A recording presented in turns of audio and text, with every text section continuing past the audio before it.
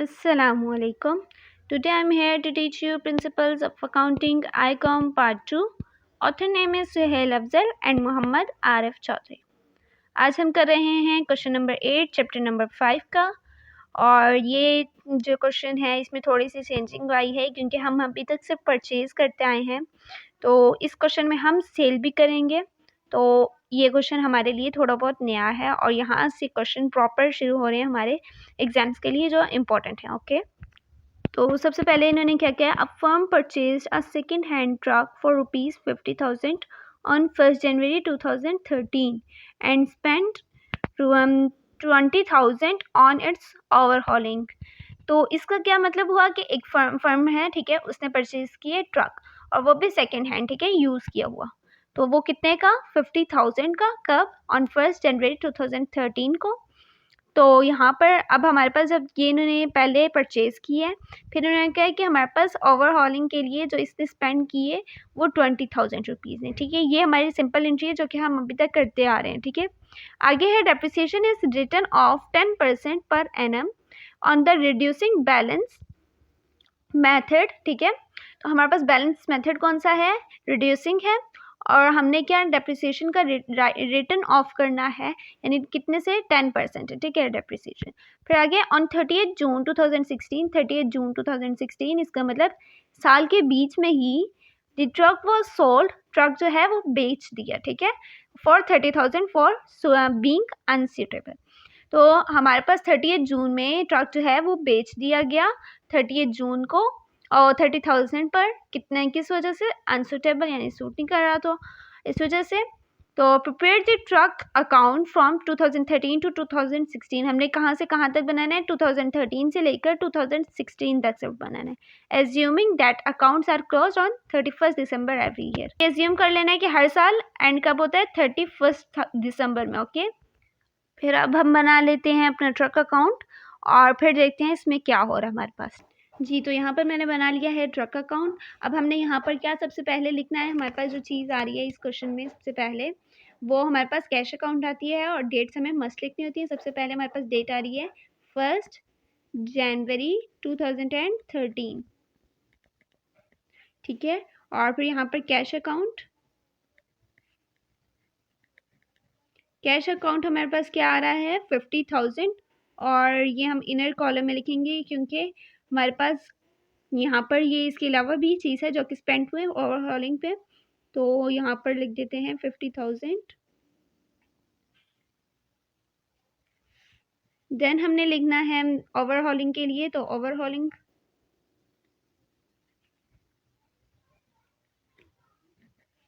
कितना, 20,000। ओके, तो जब इन दोनों को प्लस करें तो हमारे पास क्या वैल्यू आ जाती है, 70,000। फिर हमारे पास डेप्रिसिएशन की साइड पे आ जाते हैं। तो डेप्रिसिएशन की साइड पे हमारे पास कब की डेट होती है, 31 दिसंबर 2013 की। तो ये डेट हो गई यहाँ पर डेप्रिसिएशन अकाउंट, और डेप्रिसिएशन बिल्कुल वैसे ही लेंगे जैसे हम लेते हैं 70,000 मल्टीप्लाई 10 डिवाइडेड बाय 100, तो हमारे पास क्या आ जाएगा, 7,000। ओके, डेप्रिसिएशन हर साल लेंगे हम लोग। ओके, डेप्रिसिएशन की हमारे पास ये वैल्यू आ गई। अब हम ले लेते हैं यहाँ पर टोटल जो मैक्सिमम वैल्यूज़ हैं वो लिख देंगे यहाँ पर नीचे।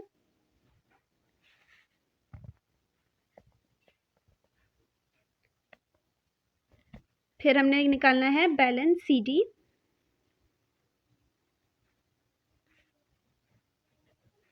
हमारे पास क्या है बैलेंस CD, 70,000 को 7,000 से माइनस करेंगे तो हमारे पास वैल्यू आ जाएगी बैलेंस CD की। ओके, तो हमारे पास वैल्यू आ जाती है इस तरह से 63,000। तो 63,000 हमारा यहाँ पर आ जाएगा। फिर हम अगले ईयर में जाएंगे। अगले ईयर में हमारे पास क्या डेट होगी, 1 जनवरी 2014, और यहाँ पर अब बैलेंस CD हमारा बैलेंस BD हो गया, और वो क्या है 63,000।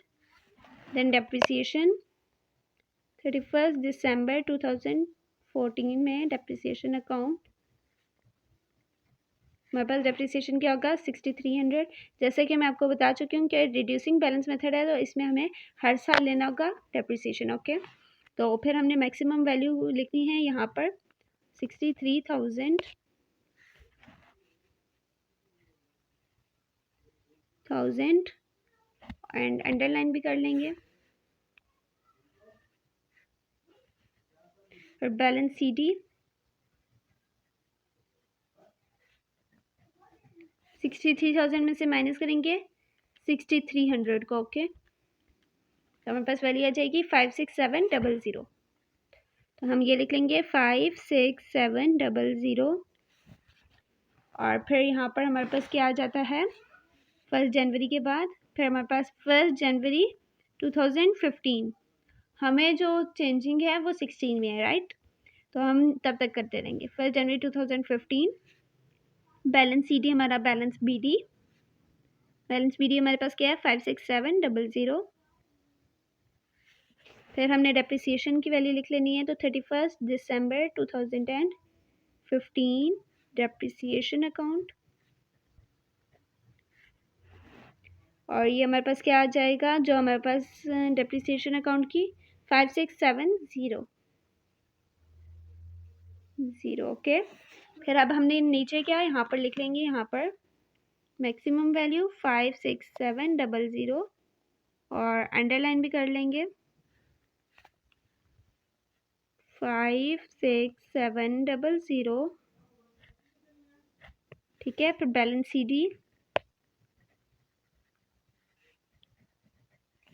56700 को माइनस करेंगे 5670 से, तो हमारे पास वैल्यू आ जाएगी 51030।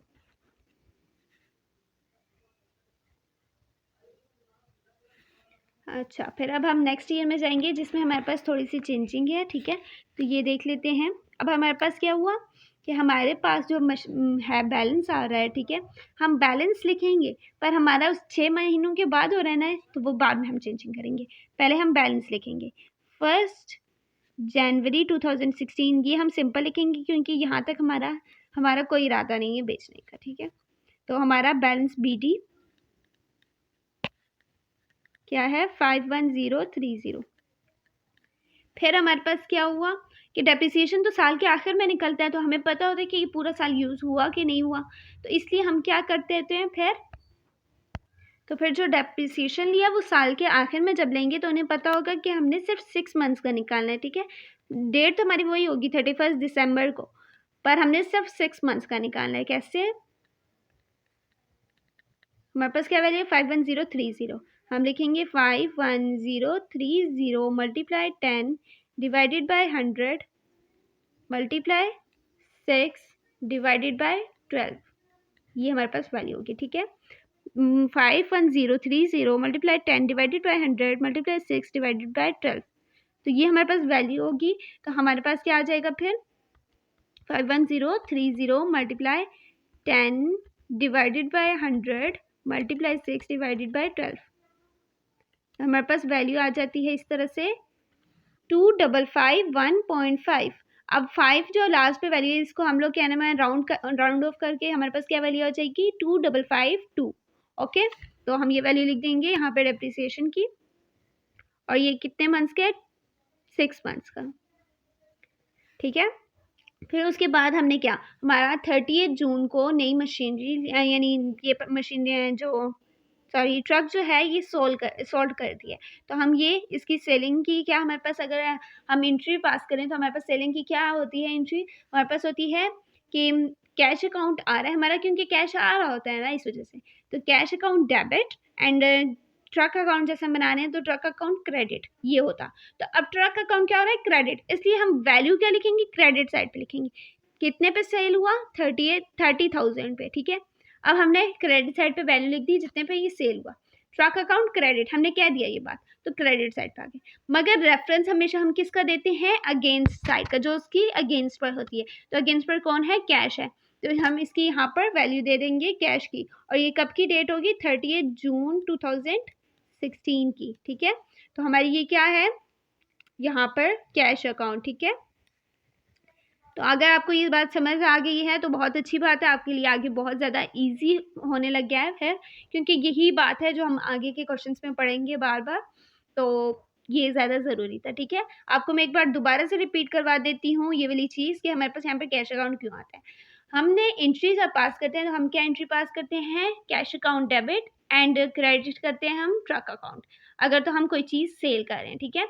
तो वैसे ही जब हम इसको सेल कर रहे हैं तो जब लेजर में अगर हम लिखें तो हम क्या, लेजर में हम क्रेडिट साइड को जो वैल्यू होती है हमारे पास, हमने उस साइड को क्या वैल्यू लिख लेनी होती है, तो उसकी जो अमाउंट है वो लिख देते हैं और रेफरेंस में हमेशा हम डेबिट साइड दे देते हैं। अब जैसे हमारे पास क्रेडिट में आ रहा है ट्रक अकाउंट तो हमने क्रेडिट साइड पे लिख दी है, पर डेबिट में हमारे पास कैश अकाउंट है तो हम कैश अकाउंट सिर्फ रेफरेंस दे रहे हैं, पर असल में तो हम वो ट्रक अकाउंट का ही कर रहे हैं, ठीक है। बस ये होती है इसमें चेंजिंग। तो हमने बस यही चेंजिंग करनी थी जो कि हम कर चुके हैं। और अब हम निकालेंगे प्रॉफिट या लॉस कि हमें इसमें ये जो हमने परचेज किया और फिर सेल किया इसमें हमें प्रॉफिट हुआ या लॉस, ठीक है। तो अब हम ये निकाल लेंगे। तो इन सबसे पहले तो आप ये बात जान लें कि हम लोग प्रॉफिट और लॉस जो भी होता है वो हम किससे निकालते हैं, जो हमारी लेटेस्ट अमाउंट होती है। तो हमारे पास इसमें क्या है 51030 एंड 20552 और 30,000 ये सारी लेटेस्ट हैं। तो हमने इन्हीं अमाउंट से निकालना है। तो हमारे पास फॉर्मूला क्या होता है, फॉर्मूले के हिसाब से चलते हैं और ये फॉर्मूला हमेशा पेपर के टाइम पुट किया जाता है, ओके। तो आपने भी पुट करना है तो मैं आपको प्रॉपर फॉर्मूला लिख कर बताऊंगी कि किस तरह हमने करना है।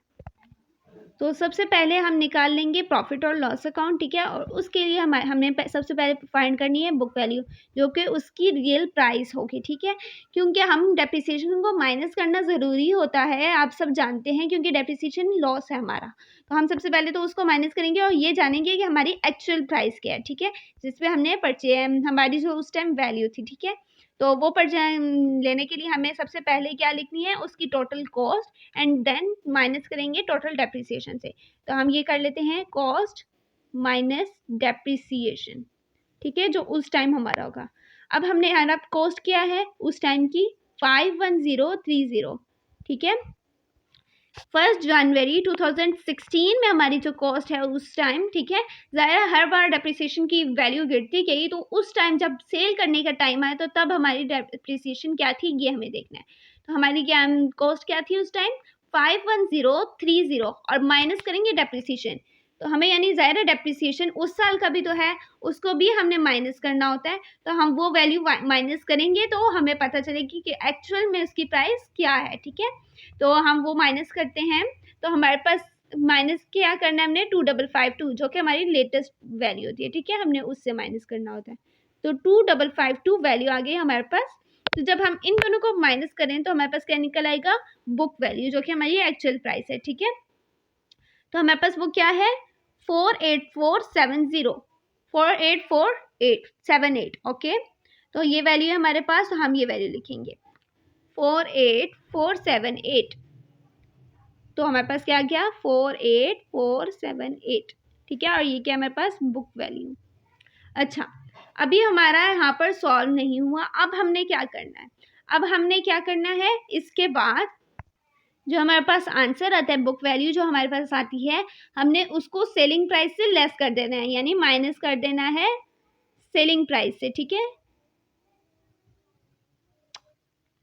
सेलिंग प्राइस से हम इसको लेस कर देंगे। सेलिंग प्राइस हमारी कितनी है 30,000, राइट।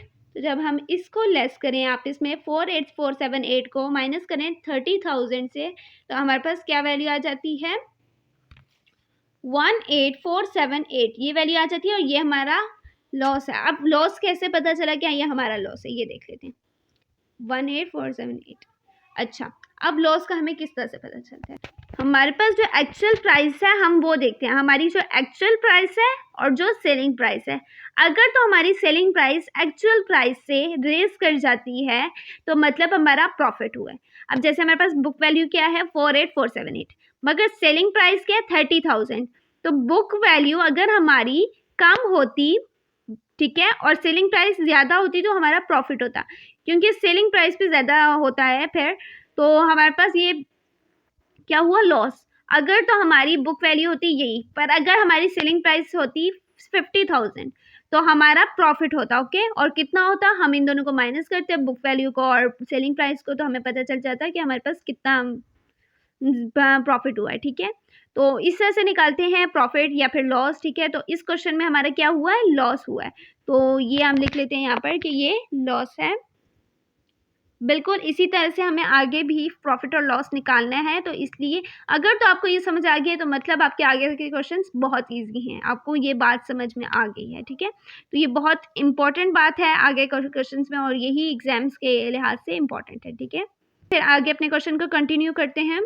जी, तो हमने लॉस जब फाइंड किया तो हमारे पास जो लॉस आया है हमने वो लिख देना है, ठीक है। तो लॉस कितना है हमारा 18478, ठीक है। तो अब हम इनका टोटल करेंगे, इनका भी और उनका भी, और देखते हैं कि कौन सी साइड ज़्यादा आती है।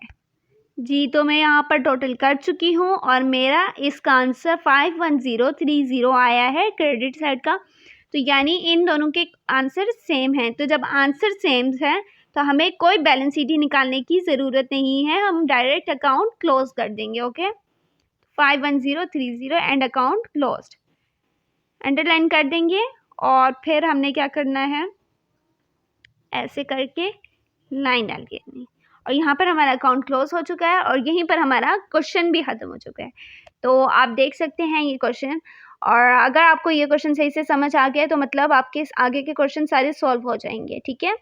तो ये क्वेश्चन बहुत इंपॉर्टेंट था हमारा, डेप्रिसिएशन में सबसे इम्पोर्टेंट था क्योंकि यहीं से हमारी शुरुआत हो रही है अगले क्वेश्चन की जो कि एग्जाम्स के लिए इम्पोर्टेंट है। तो अगर तो आपको ये समझ आ गया तो मतलब आपके फुल मार्क्स मिल गए आपको डेप्रिसिएशन में। तो यहाँ पर ही हमारी वीडियो ख़त्म होती है। अगर आपको मेरी वीडियोस अच्छी लगती हैं तो लाइक कीजिएगा, चैनल को सब्सक्राइब कीजिएगा और साथ ही बेल आइकन के बटन को ज़रूर क्लिक कीजिएगा ताकि मेरी हर नई वीडियो का नोटिफिकेशन आप तक पहुँचता रहे। अगली वीडियो तक के लिए अल्लाह हाफ़िज़।